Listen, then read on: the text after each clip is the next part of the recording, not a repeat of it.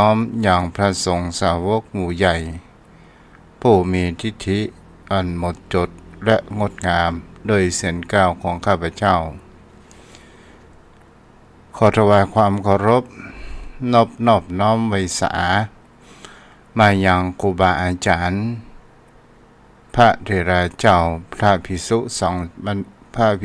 งฆ์สามเณรพระสังฆาธิการสงฆ์สมณศักดิ์บัณฑิตนักปราชญ์ท่านผู้มีความรู้ทุกรูป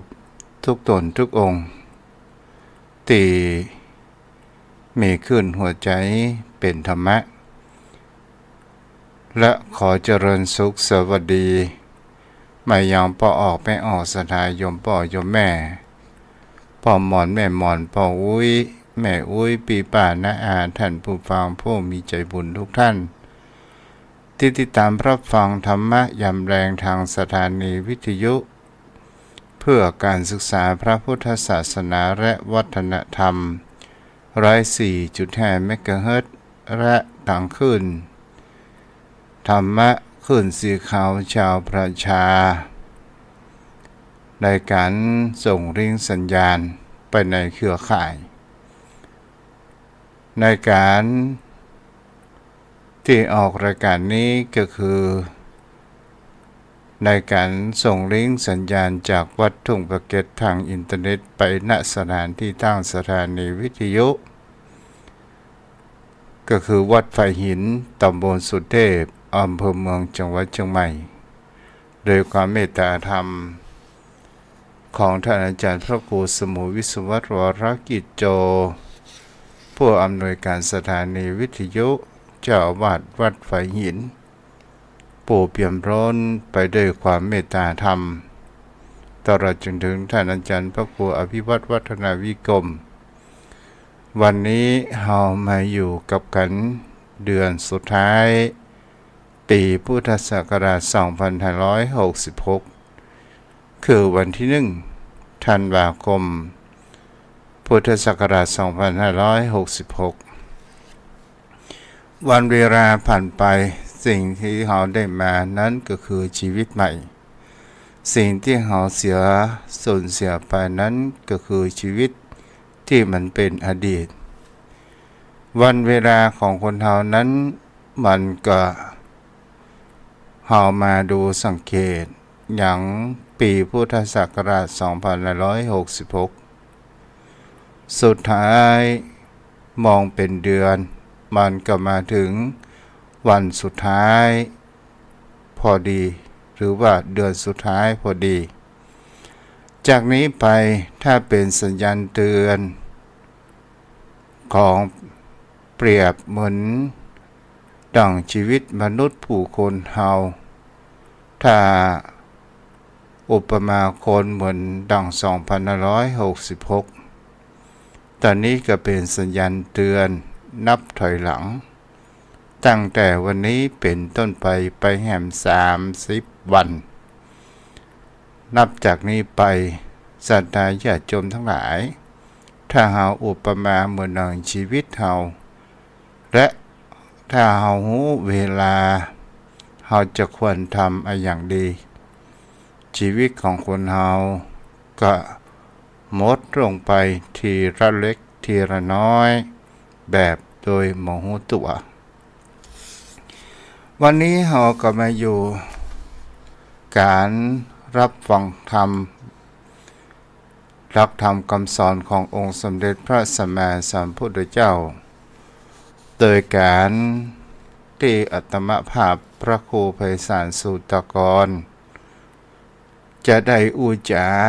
โดยการน้อมนำมายังหลักธรรมคำสอนขององค์สมเด็จพระสัมมาสัมพุทธเจ้ามาให้โยมพ่อโยมแม่ได้รับฟังเพื่อให้เกิดแห่งคำว่าศรัทธาคือความเชื่อปัสสัทธะคือความเลื่อมใสและส่งเสริมสติแห่งปัญญาเกิดขึ้นสำหรับบุคคลผู้มีความสนใจในธรรมได้น้อมนำมาอย่างรักธรรมเพื่อจะนำชีวิตโดยการที่เฮานั้นได้เอาวัดมา จูคำบ้านคำจองตลอดจนถึงโยมพ่อโยมแม่การ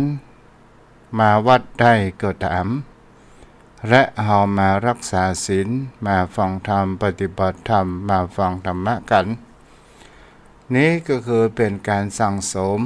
บุญกุศลบุญญาบารมีและอบรมอินทรีย์ก็คือการสำรวมทวารทั้ง6ของเฮาเมื่อเฮาสั่งสมบุญญาบารมีมากๆมันก็ก่อให้เกิดแห่งความสุขก่อให้เกิดแห่งความพ้นทุกข์ก่อให้เกิดแห่งความเข้าใจทุกข์และจิตใจของเฮาจะเป็นสุขนั่นเองเจ้าพ่อเจ้าแม่ท่านผู้ฟังเมื่อเฮาได้อัตภาพแห่งความเป็นมนุษย์เฮาก็คงจะใช้เวลาเพื่อแสวงหาแห่งบุญกุศลพัฒนาชีวิตจิตใจของเฮาในการที่เฮามาฟังน้ำฟังธรรมผ่านรักธรรมผ่านของตนตัวของตัวเจ้ามีคำรักธรรมที่พระองค์ตรัสไว้ว่าทุรพังสัทธรรมสวนังการได้มีโอกาสฟังธรรมเป็นสิ่งที่หาโดยยากในโลกถ้ามันมีพระพุทธศาสนา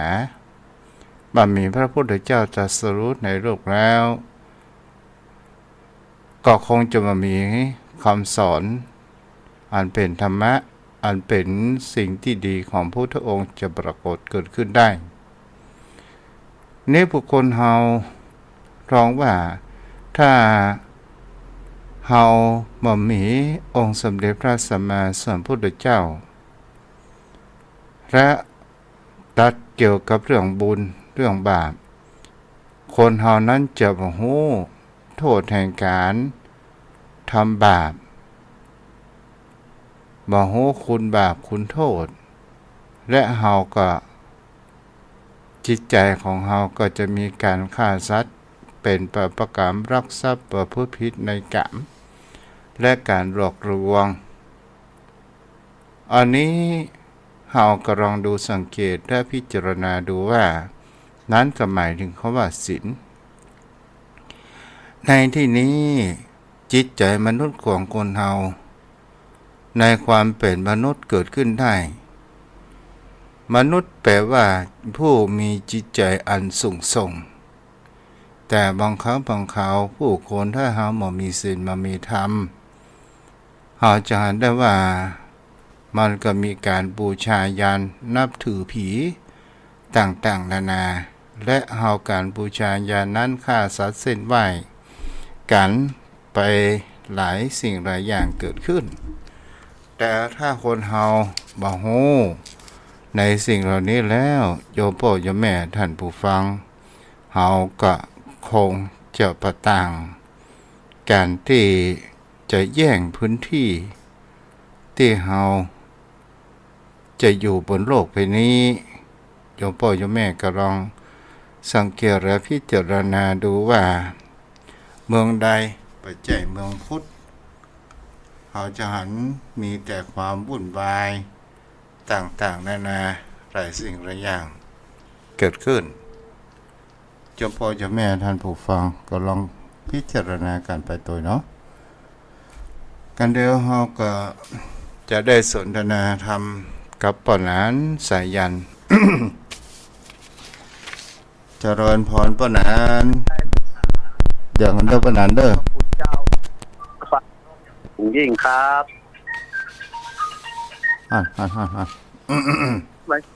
ไม่สาครับท่านพระคุณเจ้าเจริญพรเด้อปนานเดี๋ยวขอการแจ็คดีๆกับนะเอาปนานเดี๋ยว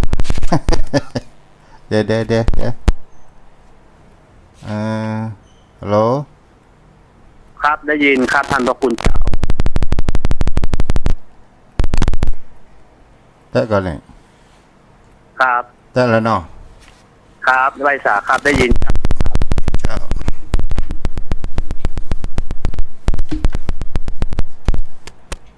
เฮ้ยแจ็คปะค่อยดีจ้ะท่านพระคุณเจ้า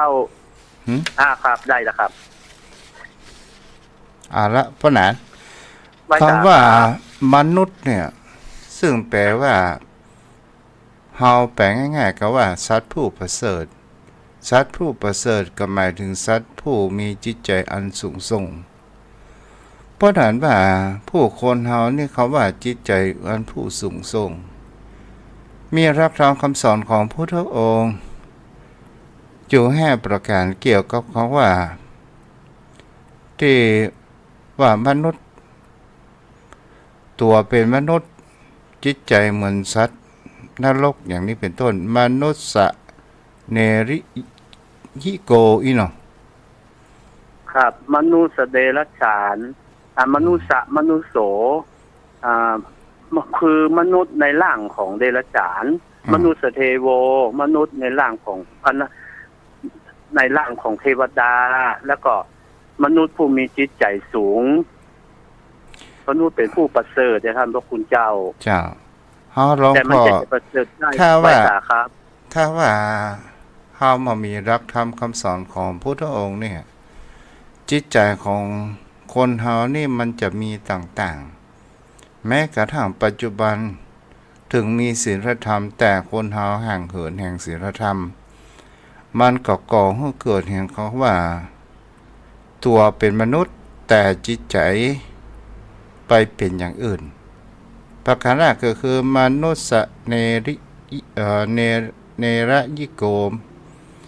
ก็คือเหมือนเขาว่ามนุษย์สัตว์นรกหมายถึงเขาว่ามนุษย์ผู้ดุร้ายหยาบคายฆ่าตัดจัดชีวิตชิกปนจี้ปล้นต่างๆนานาอันนี้แม่นกว่าปานนั้นครับท่านพระพุทธเจ้าคือมนุษย์ที่บ่มีคุณธรรมมันมีศีลธรรมนะครับมันก็อยู่เยื่องสัตว์เดรัจฉานแย่งชิงกันด้วยอำนาจของใครมีอำนาจใครมีกำลังก็จะกดคู่ผู้ที่มีกำลังน้อยอันนี้คือปฏิบัติเยื่องเดรัจฉานนี่กสันดีท่านพระคุณเจ้าตัวนี้นะครับเฮาก็ต้องดูสังเกตว่าที่ในประเทศที่มีนับถือศาสนาอื่นที่เป็นเทวนิยมบางครั้งบางคราวเฮาก็ลองมารับดูสังเกตมีแต่สงครามและมามีความสันติเนาะอันนี้คงยึดมั่นในตัวบุคคลความเป็นบ่ได้ยึดมั่นในสัจธรรมคำพระคุณเจ้าคือบ่ได้เป็นศาสนาแห่งสันติภาพหรือสันติสุขเอายึดตัวบุคคลเป็นหลักนะครับพระคุณเจ้าก็เลยทำให้เกิดใครมีอำนาจชิงแย่งชิงดีชิงเด่นกันก็จะอยู่ในสังคมได้ท่านพระคุณเจ้าเขาก็ถือว่าเป็นเรื่องธรรมดามันก็ว่านั้นครับถ้ายึดถือเช่นนั้นน่ะถึงแม้ว่าเฮาในศาสนาพุทธจะเป็นมิจฉาทิฏฐิแต่การดำเนินของการยึดมั่นถือมั่นในตัวของบุคคลมันก็ย่อมเป็นเช่นนั้นท่านพระคุณเจ้าเพราะว่ามันแตกต่างกับศีลธรรมคุณธรรม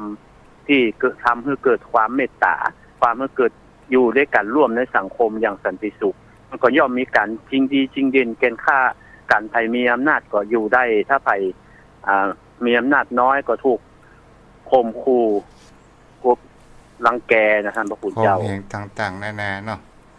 มันก็เหมือนคล้ายๆกับดั่งสัตว์ที่ห่วงดินแดนสถานที่ของตัวเองเนาะครับเป็นเช่นนั้นนะครับดูในสารคดีอย่างกับสิงโตก็ตามแม้กระทั่งสัตว์ที่ใกล้ตัวของเราที่อยู่กับบ้านกับจองจะเป็นแมวจะเป็นสุนัขก็ตามเอาลองพอสุนัขถ้ารถกันใดมาเนี่ยมันจะนมยางแล้วมันจะฉี่รถยางของบุคคลคนนั้นมันหมายถึงเขาว่ามันได้กลิ่นจากสัตว์ตัวอื่นที่เป็นเจ้าของรถนั้นมาก่อนเนาะแล้วมันก็เข้ามาแล้วมันห่วงสถาน ห่วงสถานที่มันบ่ง เนาะ บอกถึงเป็นเจ้าถิ่นน่ะเป็นผู้ครองอำนาจในถิ่นนั้นน่ะท่านพระคุณเจ้า อืม เพราะสัตว์ทั้งหลายนี่มันจะฮู้กันโดยสัญชาตญาณเองจะถ้าผิดกินหรือว่าสัตว์อื่นมาลูกหลานเนี่ย มันผิดกินมันก็จะมีหมู่มีพวกต่อต้านเพื่อขับไล่บ่ให้สัตว์อื่นเข้ามาท่านคุณเจ้า คำว่ามนุษย์สัตว์นรกนี่มันมีอำนาจต้นเหตุมันมาจากคำว่าคนไร้ศีลไร้ธรรมมันก่อนเพราะนั้น ครับคือมนุษย์นี่มีอาวุธยุทโธปกรณ์ที่ดีเยี่ยมก็คือปัญญาครับเพราะว่าปัญญาข้อของมนุษย์นี้ถ้าใช้ในทางผิดก็ทำลายล้างได้แต่ถ้าใช้ในทางถูกก็เกิดให้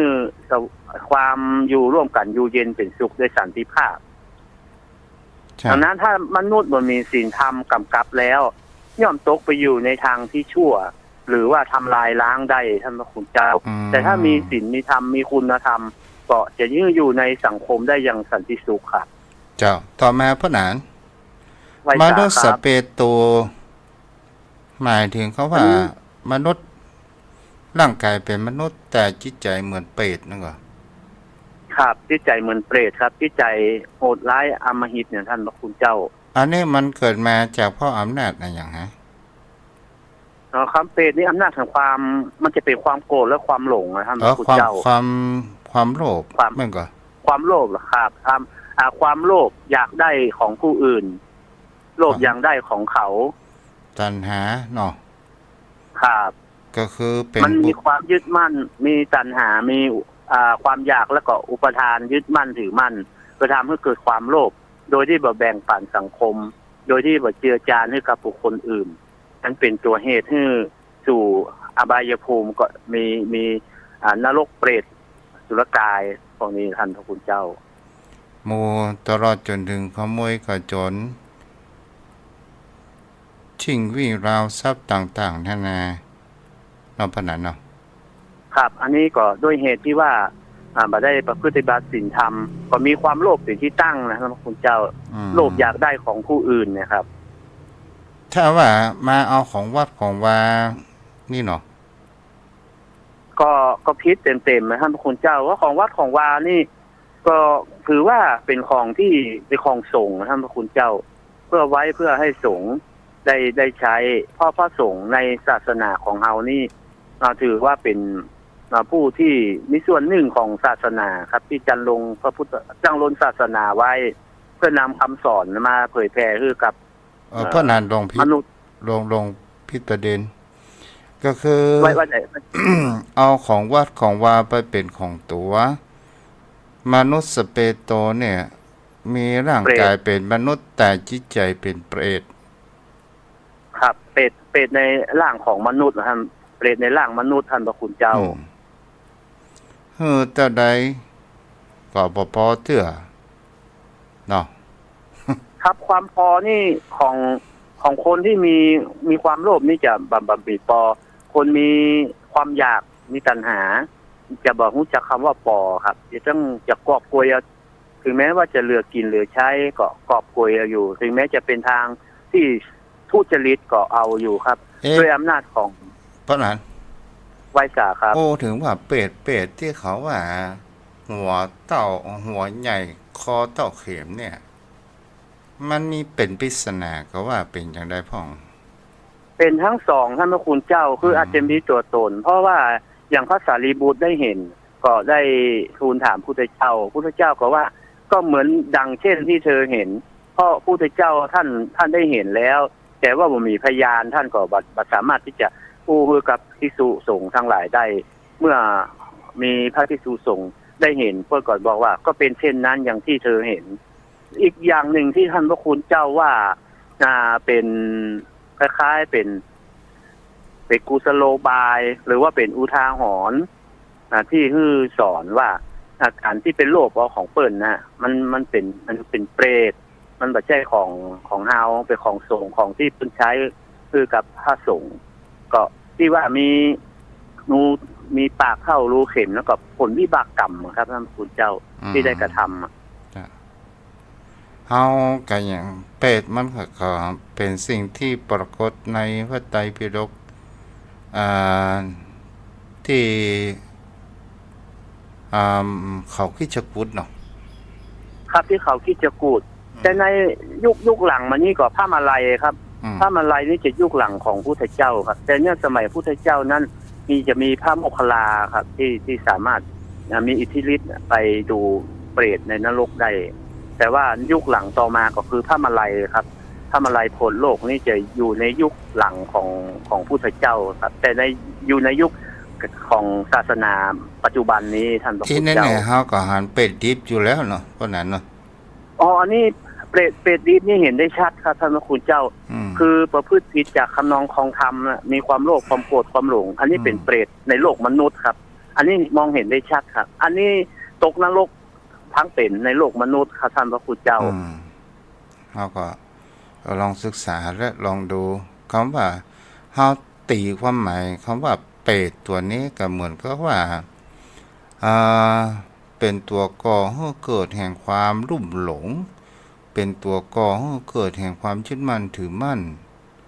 และก็ปัสสาวะบ่วางและก็บ่ได้สั่งสมบุญกุศลนี่นะพ่อไหนเนาะครับเพราะว่าขาดมันมีความโลภความโกรธความหลงเข้างอกงำเข้าครอบงำขาดอวิชชาครับมันก็เลยทำให้ได้กระทำในทางที่ผิดครับจ้ะต่อมาก็คือมนุษย์ติรชาโนมนุษย์ตัวเป็นมนุษย์แต่จิตใจเหมือนสัตว์เดรัจฉานเนาะครับผมในสัตว์เดรัจฉานนี่เห็นได้ชัดในโลกมนุษย์ที่มองเห็นได้ตาเปล่าก็จะมีมนุษย์และเดรัจฉานครับที่สามารถมองเห็นได้สัตว์เดรัจฉานนี้ก็เป็นหนึ่งในอบายภูมิมันอันที่ท่านเจ้าได้อธิบายไว้จะมันเป็นอำนาจแห่งคำว่าตัวความหลงมั้งก่อนอ๋อมีทั้งหลงและใช่ครับอวิชชาครับทำให้เกิดเดรัจฉานอวิชชาคือความบ่ฮู้ความบ่ฮู้ก็คือความหลงท่านพระคุณเจ้าอันนี้ทำให้เกิดเป็นสัตว์เดรัจฉานครับบ่ฮู้จักแบบบุญคุณโทษบ่ฮู้จักว่าบ่ฮู้จักว่าตัวเจ้าบ่ฮู้จักว่าผู้ทรงศีลบ่ฮู้จักคุณบิดามารดาหันตัวเจ้าด่าตัวเจ้าโดยการที่บ่ฮู้เรื่องบ่ฮู้ราวอย่างเงี้ยอย่างกับสมัยถ้าอู้ย้อนหลังก็คืออย่างกับครั้งหลวงปู่แสงเนาะครับใช่ครับหลวงปู่แสงคือท่านเป็นคุณโทษเนาะพระอริยะบุคคลแล้วครับแต่บุคคลที่ด่านั้นด้วยความหลงด้วยอวิชชาครับพระพุทธเจ้าเราทำให้เป็นบาปติดตัวติดตนได้ฮะคนด่าพ่อด่าแม่ด่าครูบาอาจารย์นี่เห็นเนาะท่านครูบาอาจารย์และพ่อแม่บิดามารดานี่เพิ่นยกคือเป็นพระอรหันต์เป็นผู้ที่มีคุณธรรมสูงสำหรับลูกบุตรทั้งหลายฮะถ้าเฮาบ่ฮู้คุณบิดามารดาแล้วก็หาความเจริญได้ยากยิ่งฮะมันก็มีทุกขติคือความเศร้าหมองเป็นอันต้องหวังท่านพระคุณเจ้าโอ้เฮาหันข่าวที่หลานยิงพ่ออุ้ยตัวเก่าอ่ะคนเฮานี่ก็แปลกเลี้ยงตั้งแต่น้อยแม่เป็นงูเห่างูจ่องจ้ะโอ้ท่านพระคุณเจ้าอันนี้มืดมิดครับอันนี้มันบอกว่าลูกคุมไหนมาเกิดท่านพระคุณเจ้า บ่มีคุณธรรมหาได้ยากในโลกนี้คือมันก็มีความดีเลยครับท่านพระคุณเจ้ามองด้านใดก็บะหันความดีเลยโอ้ไปฆ่าผู้ภักการีผู้เลี้ยงมาผู้มีอุปการะคุณมาก่อนน่ะอันนี้ถือว่าชั่วที่สุดเลยท่านพระคุณเจ้าก็พอข่าวเปิ่นมาหลานคนนี้แรงตั้งแต่น้อยแม่แล้วก็ใหญ่แม่ติดจุกติดยาติดเกมติดมือถือแล้วบ่ทำการทำงานเปิ่นบอกทำการทำงานตกมาอยู่วันหนึ่งโทรศัพท์มันหายมันก็ว่าปู่ของมันเนี่ยเอาซ่อนตัวของมันก็ยามมันปู่มันก็บอกว่าบ่ฮู้ตอนสุดท้ายอดใจไว้ได้ปอกกำลังตากข้าวเปลือกอยู่ แล้วทีนี้เนี่ยมันก็มาถามแหมก่อให้เกิดแห่งเขาว่าอ่าจกปืนมาตัวเลยยิงอ๋อปู่ตัวเก่าตาย อันนี้ก็ข่าวตะวันนี่ประทายนะครับ โอ้ท่านพระคุณเจ้าพูดถึงเยาวชนหรือว่าคนในยุคปัจจุบันนี้มันห่างเหินจากศีลธรรมจากธรรมะคำสอนของศาสนาท่านพระคุณเจ้าทำได้ทุกอย่างในทางที่ชั่วท่านพระคุณเจ้า เมื่อเราดูแล้วก็มันก็น่าสลดใจเหมือนกัน ว่าสิ่งที่มันเกิดขึ้นมันน่าจะเกิดขึ้นในสังคมปัจจุบัน เพราะว่าหลักคำสอนของพระพุทธเจ้า หรือหลักคำสอนของศาสนาเนี่ยยังดียังรุ่งเรืองยังใช้ได้อยู่ แต่พวกทั้งหลายนะที่ทำลงไปนะพระคุณเจ้า ว่าไปอยู่ที่ไหนไปถึงบางงูสิ่งศีลธรรมไปหลงหรือว่าไปติดอยู่ตังใดถึงไปได้ศึกษาห้ำเหียน เพราะว่าคนทั้งโลกหรือว่าคนทั้งศาสนานี่นะครับ ยึดคำสอนเป็นหลักอยู่แล้วแต่ว่าทำไมถึงบ่มีศีลธรรมทำได้กับบุคคลที่มีอุปการะคุณและผู้มีพระคุณนะท่านพระคุณเจ้ามันสยดสยองยิ่งนักโดยเฉพาะอย่างยิ่งฆ่าบิดามารดาก็ยากจะเกิดขึ้นในศาสนาของเราเพราะว่ามันดูแล้วมันทรมานมันแบบได้พุทธได้เกิดแล้วมันปิดประตูสวรรค์นะครับตกอบายภูมิอย่างเดียวอนันตริยกรรมโดยท่านพระคุณเจ้าโอ้มันจะทรมานไปหลายภพหลายชาติอยู่ท่านพระคุณเจ้าทำไมพวกนั้นแล้วมนุษย์ภูโตผู้เป็นมนุษย์แท้ๆเนี่ยเขาจะรู้ได้เลยว่าเป็นมนุษย์แท้ๆเนี่ยเป็นมนุษย์อย่างเต็มตัวมนุษย์ยังเป็นตัวคือสูงส่งด้วยการฝึกด้วยคุณธรรมด้วยศีลธรรมอันนี้เป็นมนุษย์ยังเป็นตัวคือมีศีลเนี่ยเป็นข้อบ่งบอกข้อปฏิบัติของมนุษย์ของเราผู้ที่มีจิตใจสูงครับจะเป็นผู้ที่ใจสูงได้ก็ด้วยการฝึกฝนการทรมานนี่อันนี้อาจจะเป็นภาษาพระคำว่าทรมานที่จริงแล้วไม่ใช่ไปข่มขู่เข็นฆ่าก็คือการฝึกตนนะท่านพระคุณเจ้าฝึกตนตามธรรมะคำสอนตั้งแต่ของนักปราชญ์ท่านผู้รู้และของศาสนาเป็นหลักครับหมายถึงบุคคลผู้มีศีลเนาะครับมีศีลเป็นเบื้องต้นครับคุณธรรมของมนุษย์ทุกคนมีศีลเป็นเบื้องต้นถือว่าเป็นบุคคลที่ดีครับเพราะศีลเป็นข้อพึงปฏิบัติของมนุษย์อยู่แล้วจะอยู่ร่วมกันด้วยสันติสุขอย่างน้อยที่สุดก็ต้องมีศีลครับศีลได้แปลว่าปกติเนาะปะนั้นเนาะครับคือเป็นรักษากายวาจาใจให้ปกติคำว่าศีลนี่ก็คือปกติเพื่ออยู่ร่วมได้สังคมและเป็นบุคคลปกติเป็นบุคคลที่เย็นด้วยอำนาจของศีลมีวิจารณญาณก่อนทำก่อนพูดก่อนคิดอยู่แล้วมันต้องมีถ้าเราเป็นคนที่มามีศีลผิดปกติชอบฆ่าคนอื่นชอบรักเล็กขโมยน้อยชอบเล่นจู้สู่เมียเปิ่นเป็นคนที่โกหกพกลมเป็นคนที่หลงของมึนเมาอยู่ตลอดเวลาอันนี้มันก็มามีความปกติเพราะนั้นหลวงพ่อบุคคลที่บ่ได้รักษาศีลข้อที่1ฆ่าบุคคลอื่นมันก็บ่สามารถที่จะอยู่บ้านอยู่จองได้เหมือนกันถึงเขาจะหนีอย่างไรก็ตามเนาะมันก็หนีไปมันก็บ่เป็นสุขอะครับท่านเจ้าจะต้องหลบๆซ่อนๆฮะอย่างกับข่าวที่เนี่ยอย่างกับเสียแป้งเนี่ยจะเสียแป้งนะครับอันนี้ด้วยอำนาจความหลงและอำนาจความโกรธครับก่อนนี้สุขหัวซูนก็บ่เป็นสุขท่านพระคุณเจ้าถึงจะมีทรัพย์สินเงินทองก็บ่ได้เสวยทรัพย์สินเงินทองนะครับเพราะว่าได้มาในทางแบบสุจริตจะต้องหนีต้องลบตัวอยู่ถ้าอยู่ไปเองอยู่ไปทำไมท่านพระคุณเจ้าอยู่ด้วยกันลบซ่อนอันนี้ก็คือความไม่ปกติเนาะครับเพราะบ่มีศีลก็คือไม่ปกติเพราะว่าขาดศีลก็คือเป็นผู้ที่ไม่ปกติผู้มีศีลคือเป็นผู้มีความปกติมนุษย์เทโวเนาะพ่อนั้นมนุษย์ปฏิบัติเยี่ยงเทวดาครับคือเทวดานี่โดยเทวดาทำ พิ่นก็ตั้งไว้2ข้อฮิริโอตปะฮิริความลายแก่ใจโอตปะความเกรงกลัวถ้ามนุษย์มี2ข้อนี้ก็เป็นเทวดาในเป็นมนุษย์ในร่างของเทวดาได้ครับพระคุณเจ้าละอายมีความละอายต่อบาปเกรงกลัวต่อความชั่วทั้งหลายทั้งปวงก็ฮู้มนุษย์มีวิจารณญาณอยู่แล้วเพราะเป็นผู้ที่มีจิตใจสูงด้วยการฝึกฝนในเมื่อฝึกฝนเมื่อฮู้อยู่แล้วครับด้วยสติปัญญาก็ย่อมมีความละอายต่อบาปเกรงมีความละอายแก่ตัวเองและมีความเกรงกลัวต่อบาปพระคุณเจ้าก็ปฏิบัติไปในทางที่ฟังน้ำฟังธรรมอย่างการฟังสถานีวิทยุพระพุทธศาสนานี่ก็เป็นมนุษย์เทโวเหมือนกันเนาะครับนั้นเป็นปฏิบัติเยื่องเทวดาก็ได้ถึงแม้ว่าจะปฏิบัติมาได้ถึง100แต่ถือว่าปฏิบัติเยื่องเทวดา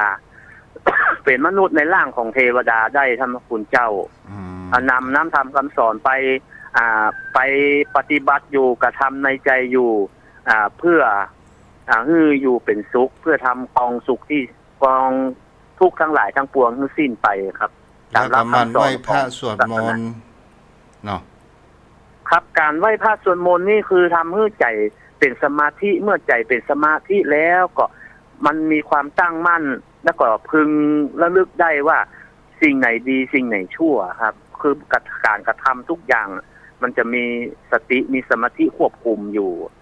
ถ้าเฮาไหว้พระสวดมนต์อย่างน้อยที่สุดใจเฮาก็ต้องเกิดสมาธิตั้งมั่นอยู่แล้วท่านพระคุณเจ้าอันนี้ก็เป็นสิ่งที่เฮาจะหันได้ว่ารักธรรมหัวใจสำคัญของอยากจะเป็นเทวดาก็คือมีหิริและโอตปะสะดุ้งกลัวต่อบาปตัวผลกรรมที่อันบดีเนาะครับก็ท่านี้ก็คือเพราะว่าเป็นเทวดาถึงแม้จะในที่แจ้งก็ตามหรือในที่มืดที่คนบอกฮู้ก็ตามถ้ามีหิริโอตปะแล้วถือว่าเป็นเทวดาได้ท่านพระคุณเจ้าอันนี้ก็หมายถ้าเฮาอยากเป็นเทวดานะเพราะนั้นเฮาจะควรทำฟังน้ำฟังธรรมประพฤติปฏิบัติธรรมไหว้พระสวดมนต์มีศีลมีธรรมเก่งขวในการกระทำต่อบาปต่อกรรมเนาะครับถ้าประพฤติปฏิบัติได้ครับมีสุขติเป็นอันต้องหวังอยู่คือใกล้กระแสแห่งพระนิพพานท่านคุณเจ้าเพราะมีข้อสรุปของศีลถ้าปฏิบัติแล้วถึงแม้ว่าจะยังบ่ถึงพระนิพพานแต่ได้กระแสได้ใกล้เข้าสู่พระนิพพานปิดอบายไปเลยเนาะครับผมได้ใช่ครับถ้าเฮือดีก็ถวายปัจจัยทุกเจ้าต้องมาเกตเนาะคือการทุกบำรุงพระสงฆ์ด้วยปัจจัย4เพราะว่าพระสงฆ์จะได้ดำรงอยู่ในนำเอาหลักคำสอนของพระศาสนาได้ปัจจัย4นี่ก็มันก็คือมันมีอาหารมีบิณฑบาตมีเครื่องนุ่งห่มที่อยู่อาศัยก็คือเสนาสนะและยารักษาโรคแต่ว่าบางครั้งนะเราจะถวายสิ่งที่มันอำนวยความสะดวกมาก่อสงเคราะห์ในปัจจัย4แต่ว่าตัวกลางเนี่ยคือกล่องสตางค์ว่าที่เขาอาหารเนี่ยเขาหันว่าโอ้อาหารในช่วงเทศกาลเนี่ยมันมีนักแล้วมันนักเพิ่นก็ชันบ่หมดแล้วมันก็เป็นธรรมดามันบูดมันเน่าเขาก็เปลี่ยนเป็นปัจจัยคือสตางค์เพื่ออำนวยความสะดวกว่าวันที่มันขาดไปก็คือมันเติมเต็มหมายความว่าวันใดที่มันบ่มีก็ถวายปัจจัยไว้คือท่านพระคุณเจ้าเพื่อไว้ใช้ไว้สอยในยามจำเป็น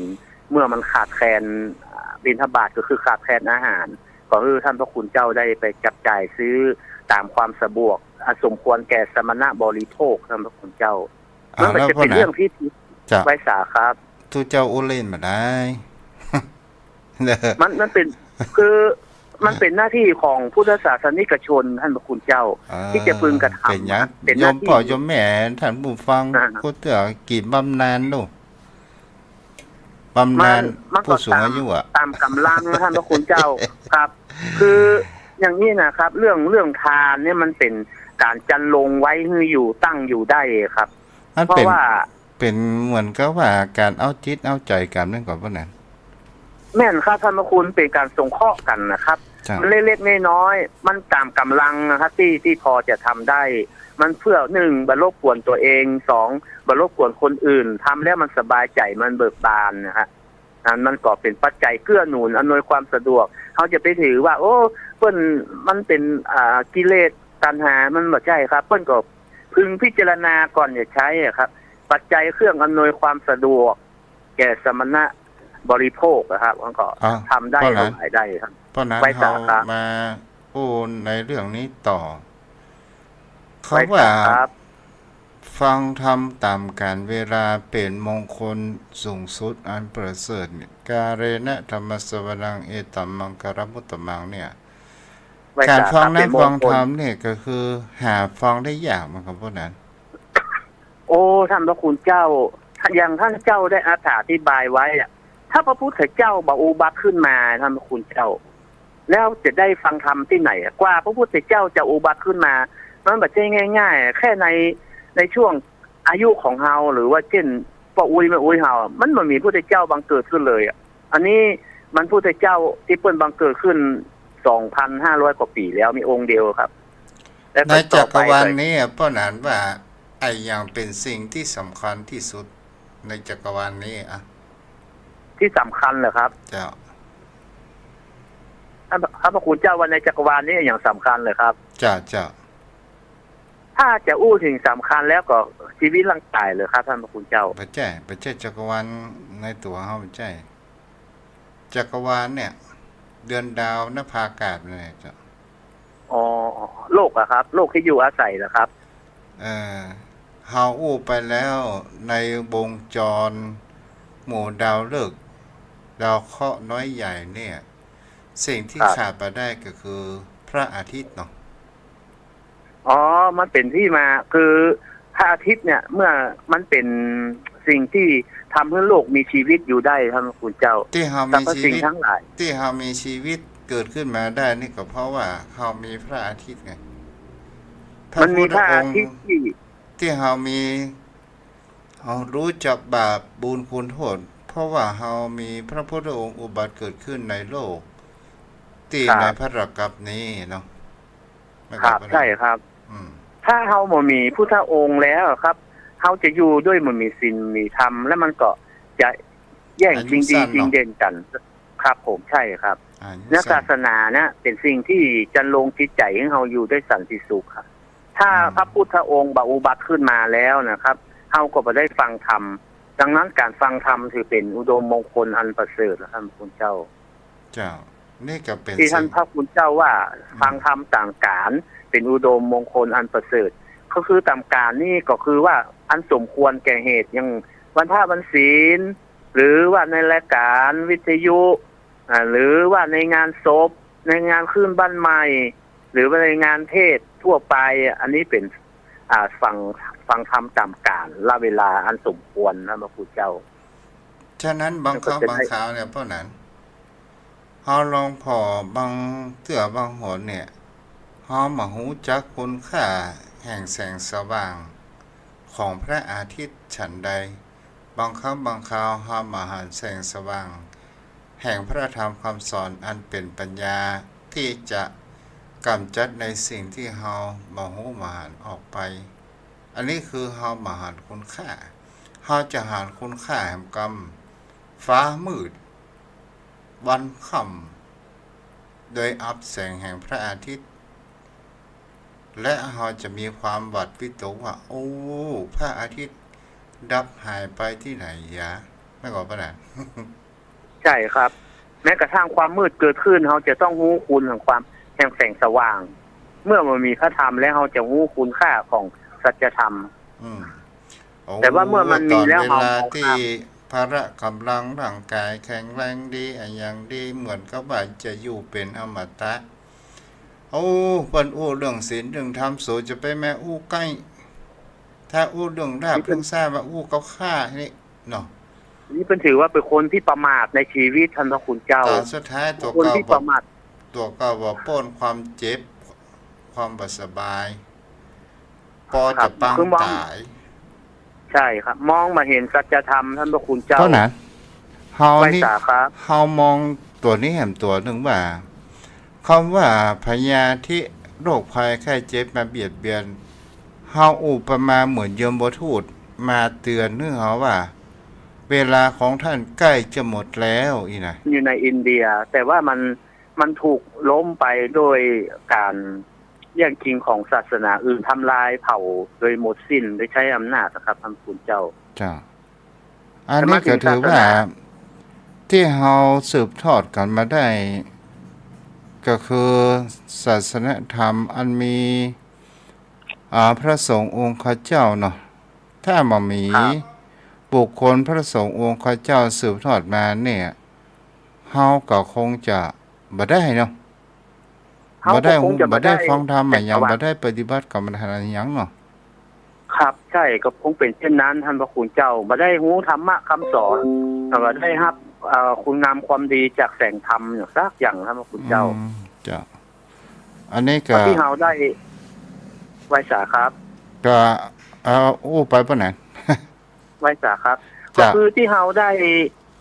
อันนี้ส่งของพระศาสนามาเผยแผ่ในดินแดนสุวรรณภูมินะครับก็ด้วยพระเจ้าอโศกมหาราชนะได้ฟื้นฟูศาสนาขึ้นมาส่งสมณทูต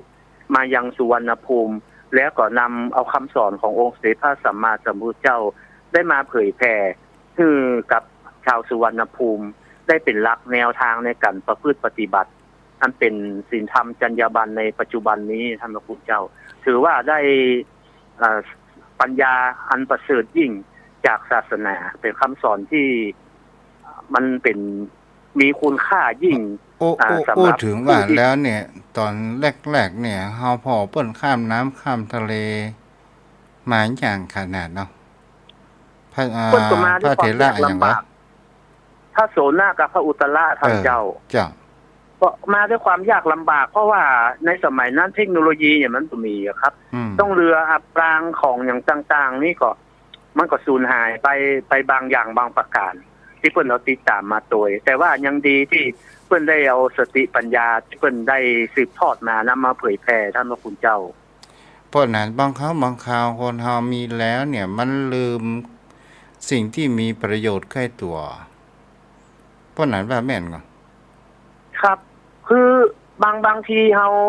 ามามองมาเห็นคุณค่ามันท่านพระคุณเจ้านะครับที่มันเกิดประโยชน์อยู่ใกล้ตัวแล้วเฮามองข้ามมันจะเห็นคุณค่าต่อเมื่อสิ่งนั้นมันหายไปแล้วมันหมดไปแล้วเขาจะถึงเห็นคุณค่ามันทีหลังนะครับท่านพระคุณเจ้าแต่เฮาไปมองในการเรื่องว่าพระพุทธศาสนาเหมือนกับเป็นเทพเจ้าแท้ที่จริงบ่ใช่เทพเจ้าจะบันดาลทุกสิ่งทุกอย่างกับผู้คนต่างๆนานาที่ให้อ้อนวอนมันบ่ใช่เลยแต่มันเป็นศาสนาว่ามีแห่งเขาว่าอภินิหารในการกระทำของเฮาคือคำดีได้ดีน่ะเนาะมันเป็นผลประโยชน์หรืออานิสงส์ของการปฏิบัติต่างหากท่านพระคุณเจ้า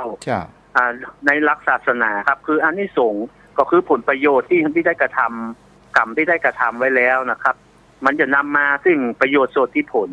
ของการปฏิบัติไม่ใช่เป็นการอ้อนวอนนะครับเพราะว่าศาสนาเอาเป็นศาสนาแห่งคำสอนนะครับมีตามความจริงแห่งธรรมชาติท่านพระคุณเจ้าเนี่ยคนเฮามองไปทางด้านอื่นแล้วก็แห่ประการหนึ่งไว้สาครับแล้วลูกก่อนอู้แล้วแต่ไว้สาเลยครับท่านเจ้าเนี่ยพนันไว้สาครับเดี๋ยวก่อนครับพนันเด้ออย่างเขาว่าเราตะกี้กึดก่อนมาอย่างนั้นคำว่าในสิ่งที่เฮาเปิ้นบอกว่าถ้าไผอยากจะเปลี่ยนแปลงชะตาชีวิต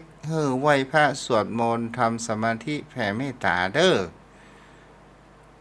ถ้าเฮาแผ่เมตตาเนี่ยมันจะกลับหน้ามือเป็นหลังมือจากสิ่งที่มันบ่ดีกับชีวิตของเขานั้นดีก็คือการเฮาไหว้พระสวดมนต์นั่งสมาธิและก็แผ่เมตตานี่ก็คือเป็นตัวทำให้จิตใจของเรานั้นสงบเมื่อจิตใจของเราสงบแล้วมันก็ก่อให้เกิดเปิ้นฮ้องว่า แรงเปิ้นเขาว่าพลังงานดีๆเนี่ยมันจะพักพลังงานที่อันบดีนั้นออกจากชีวิตของคนเฮาไปเพราะว่าจิตใจของเฮาดีเนาะพ่อแดนครับคือมันเป็นอานิสงส์คือเป็นผลประโยชน์ของมันที่เราทำครับด้วยอานิสงส์ของเมตตาท่านพระคุณเจ้า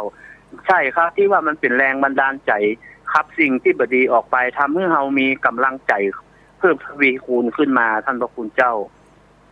บางคนก็บอกว่าโอ้ยตังหวยก็บ่ถูกเงินทองก็บ่มีสัพพะสัพพันจิตใจว่าวุ่นดวงบ่ดีดวงบ่ดีเพราะนั้นเขาว่าดวงบ่ดีในที่นี้มันหมายถึงอะไรหยังคำว่าดวงนี่ผมตีความหมายว่า1ความบังเอิญ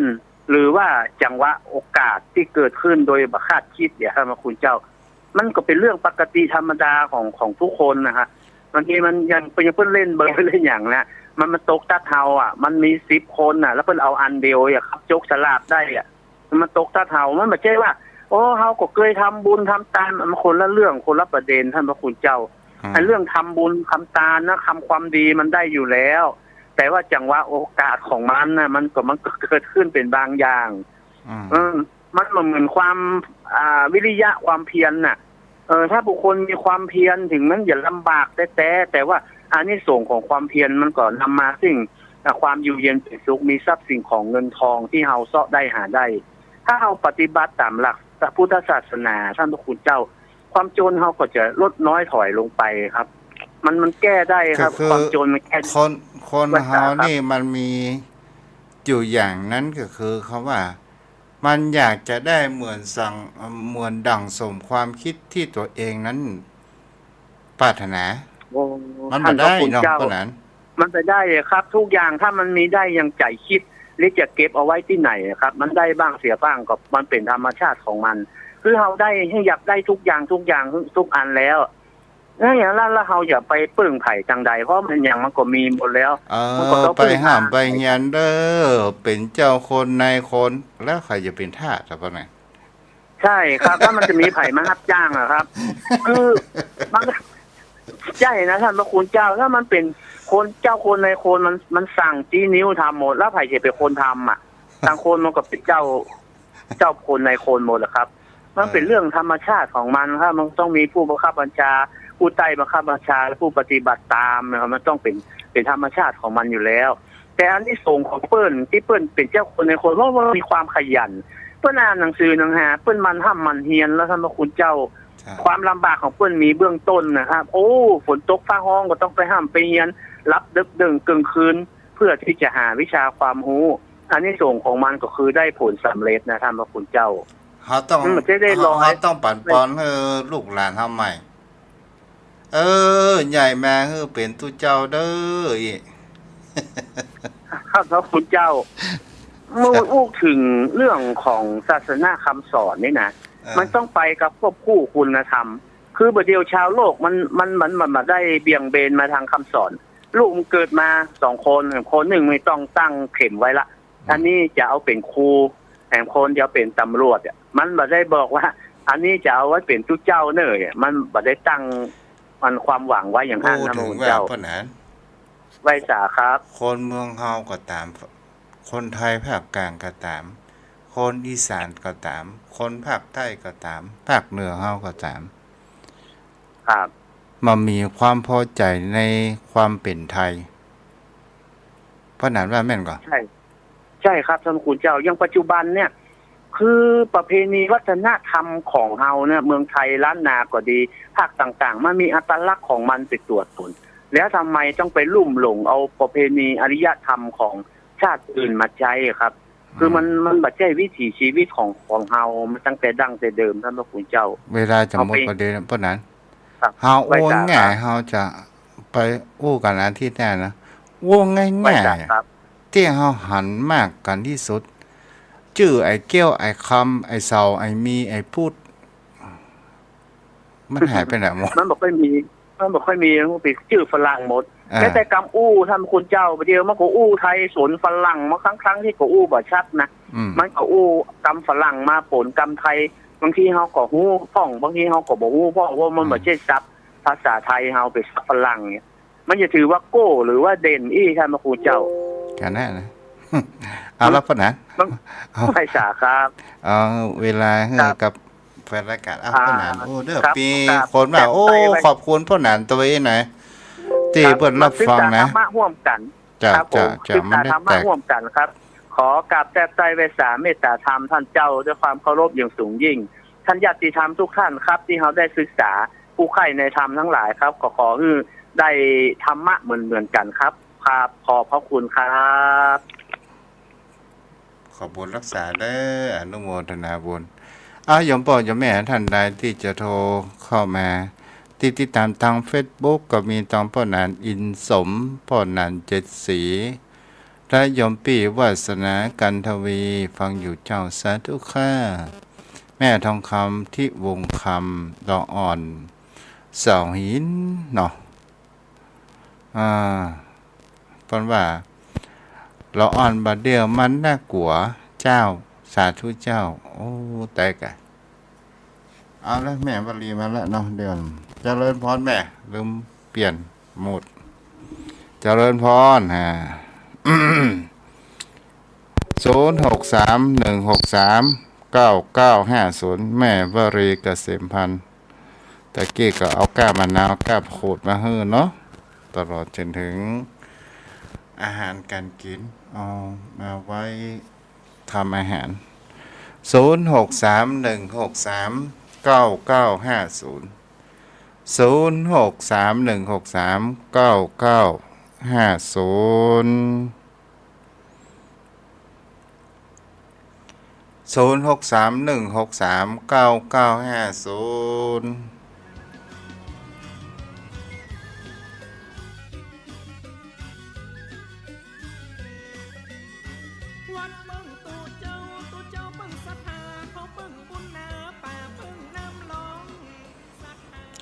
ใครจะโทรมา เข้าใจโทรมาเด้อ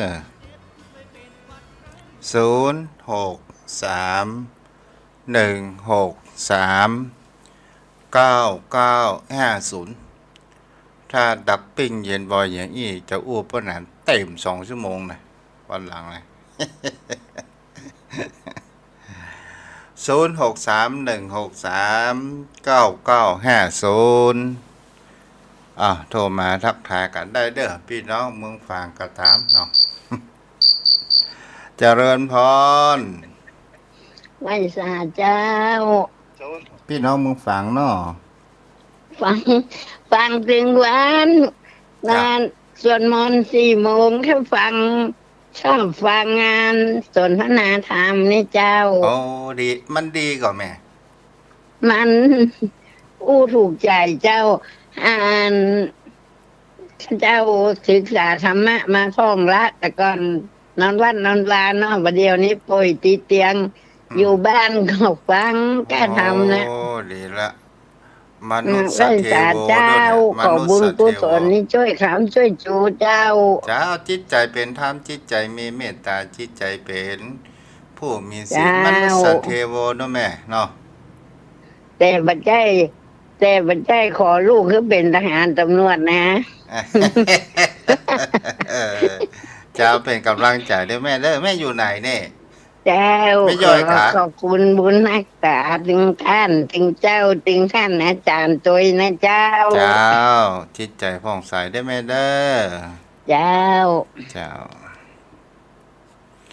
0631639950เจริญพร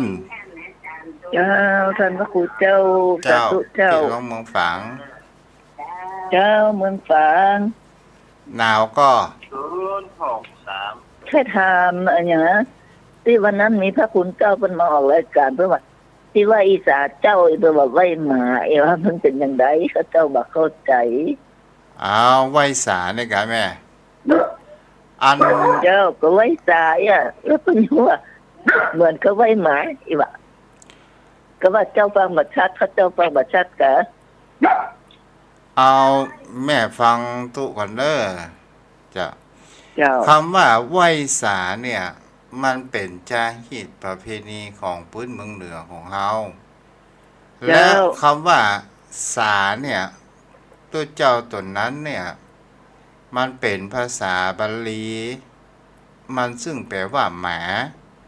และก็มาเอามาผสมกัน เลยว่าไหว้สาเอาไหว้หมาแท้ที่จริงไม่ใช่คำว่าไหว้สาเนี่ย เป็นการทักทายระหว่างญาติโยมกับทุกเจ้าในพื้นเมืองล้านนาของเฮาเนาะ เจ้า เจ้า เนี่ยเขาเจ้าก็พยายามฟังคนเหมายิงก็ว่ายิงพอใจเนี่ยแต่ว่าไว้สาครับไว้สาเจ้าแล้วก็ท่านพระคุณเจ้าลูกนั้นเพราะอย่างว่าไว้หมาสานี่หมายถึงเป็นหมาไอ้กะ สานี่เป็นบาลีทุกเจ้าตนนั้นบอกเข้าใจท่องแท้ด้วยคำว่าการทักทายของ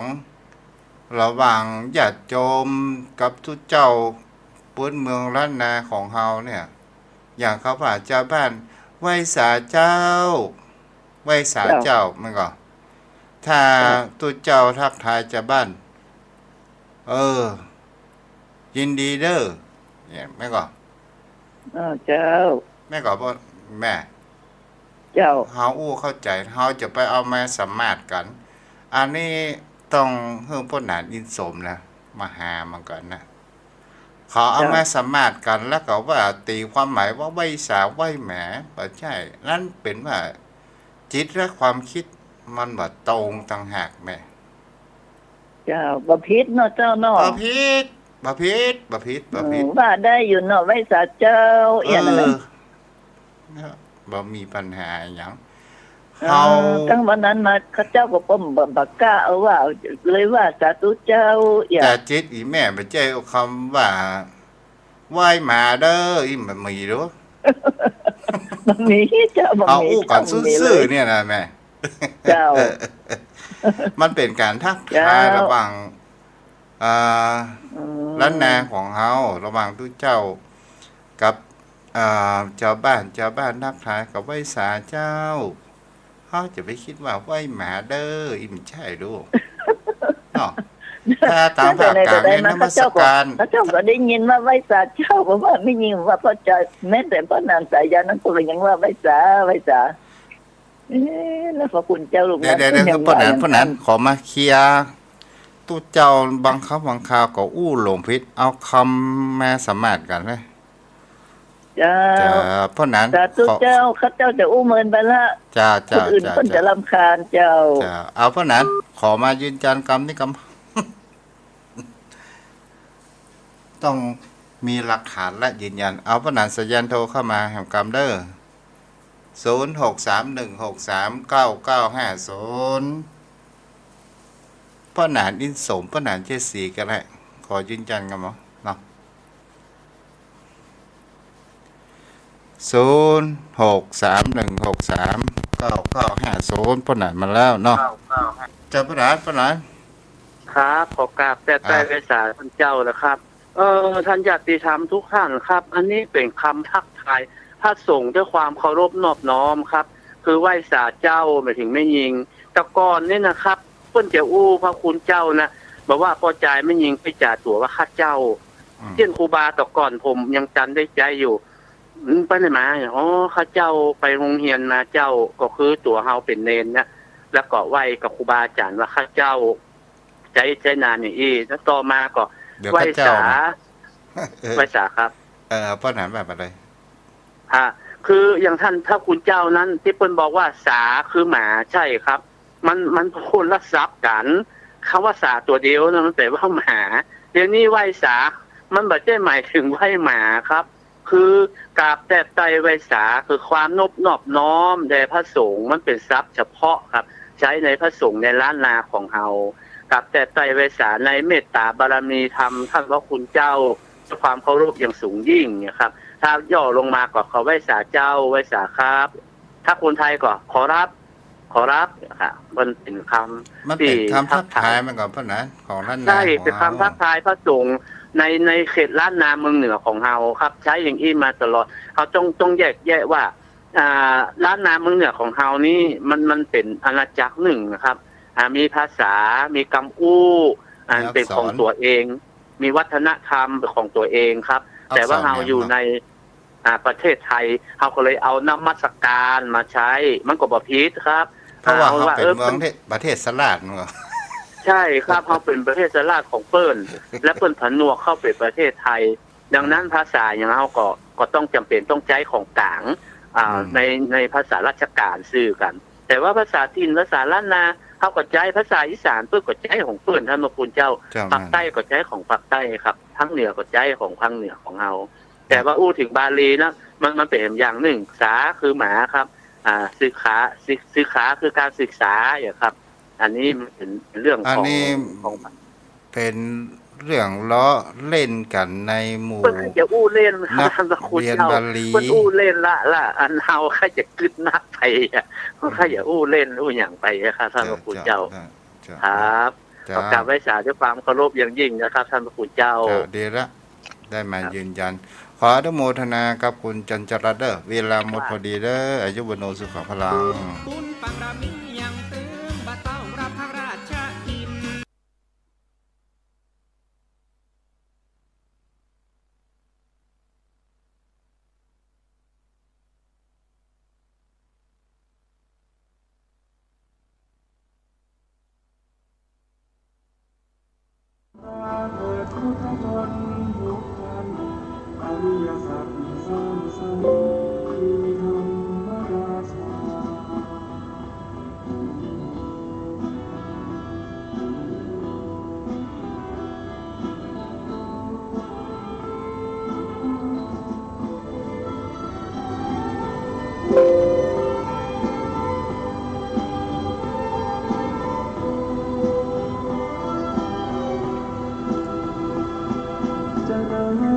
ปัญญาในมรรค